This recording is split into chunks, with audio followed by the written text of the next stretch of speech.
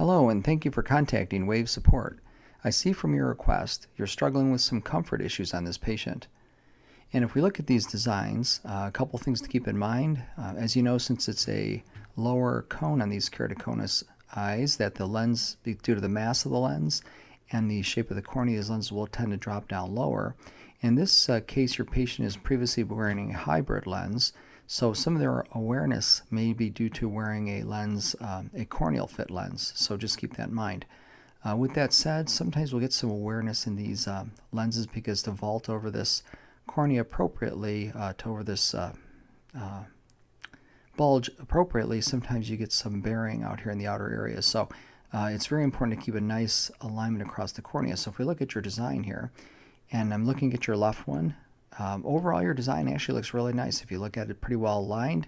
What I might recommend in this case is to maybe try to smooth out that back contour a little bit. I'd probably put a little bit of an aspheric component in here by clicking on the S and minus 0.05, letting that lens redesign itself.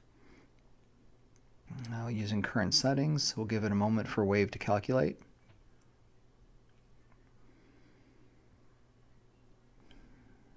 And now that you've done that, you'll see that the back surface is a little bit more smoothed out in the contour. If we look at the profile over here, you got actually pretty nicely lined lens. You got a little bit of a downturner here in the 4 o'clock, 3 o'clock, so I would just bring those up. And that will help maintain the lens. Now that's a pretty well fit lens in this cornea, but it's not that much different than your current lens. So if you do continue to struggle with comfort, I might recommend that you consider going to a mini-scleral lens, and I'll include a link in the video to a, or in your email to a very nice training video that'll walk you through 8 points menu for designing a mini-scleral lens. Very helpful tool.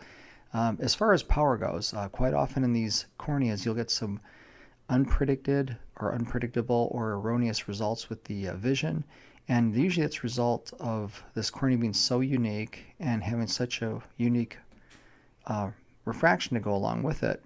Then when you combine the two, you just come up with some weird optics in the calculation for the lens. So what I like to do on all these patients is put a diagnostic spherical RGP lens on the eye from my fitting set, and to get a nice clean over refraction over just a basic spherical lens.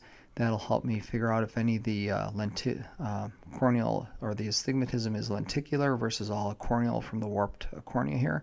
And then what I can do with that information, if I really have some difficulty achieving vision, I'll remove the RX from here, go down to Tools, where it says Trial Lens Data.